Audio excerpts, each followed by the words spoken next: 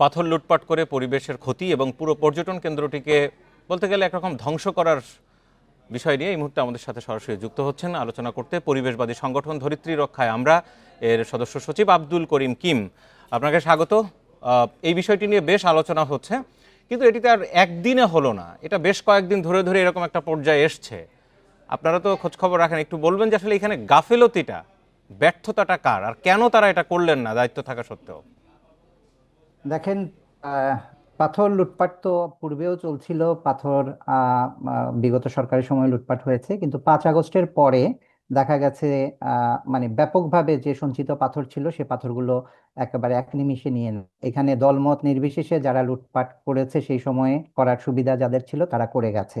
এরপরে যখন আহ, আম, আম, সরকার দায়িত্ব গ্রহণ করলেন এবং আমাদের পরিবেশ এবং বন মন্ত্রণালয়ের দায়িত্ব নিয়েছেন পরিবেশ আন্দোলনের অন্যতম নেত্রী সৈয়দা রিজওয়ানা হাসান।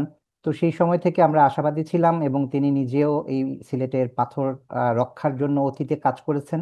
সেই হিসাবে প্রত্যাশা ছিল যে সিলেটের এই সাদা পাথর থেকে শুরু করে জাফলং সহ সমস্ত এলাকার পাথরগুলো সংরক্ষণ হবে। কিন্তু দেখা গেছে যে পুরো এই বছর জুড়েই পাথর লুটপাট হয়েছে। যখন কোয়ারি বন্ধের ঘোষণা ছিল সে সময়ও হয়েছে, যখন উন্মুক্ত করার মাঝখানে ঘোষণা এসেছে সে সময়ও হয়েছে।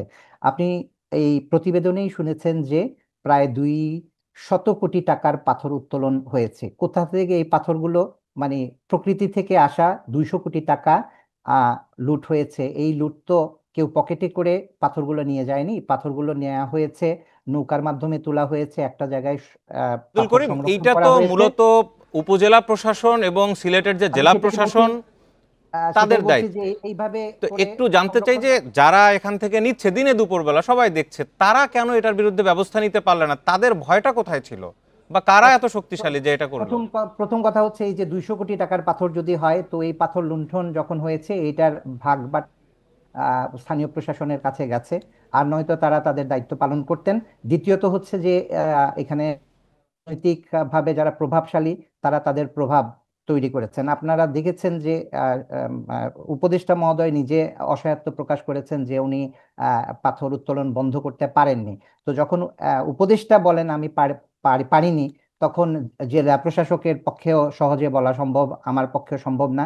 উপজেলা প্রশাসনও বলবে স্থানীয় রাজনৈতিক শক্তি এত শক্ত, তাদের মধ্যে এমন ঐক্য আছে যে তারা তাদেরকে নিবৃত্ত করা যায় না আসলে এখানে। ছোট করে একটা বিষয় একটু জানতে চাইবো, যা হয়ে গেছে, যেই ক্ষতি হয়ে গেল, এইটা কি আর প্রাকৃতিকভাবে পূরণ হওয়া সম্ভব? সাদা পাথরে আবারও যখন বর্ষা আসবে, পাথরগুলো তো আসলে ভারত থেকে জি। পাহাড়ি ঢলে নেমে আসে, সেই হিসাবে হয়তো আসবে কিছু, কিন্তু ইতিমধ্যে খোঁড়াখুড়ি সহ নানানভাবে এই পুরো এলাকার ভূপ্রকৃতিকে সম্পূর্ণরূপে বদলে ফেলা হয়েছে। এই ক্ষতি আসলে সহজে পূরণ হবার জি, নয়। আপনাকে সাদা পাথর ধন্যবাদ। আমরাও তাই দেখছিলাম, বড় বড় গর্ত করা হয়েছে নদীর তলদেশে, ও স্বচ্ছ পানি এখন আসলে ঘোলা হয়ে গেছে। ধন্যবাদ আপনাকে আমাদের সাথে যুক্ত হওয়ার জন্য।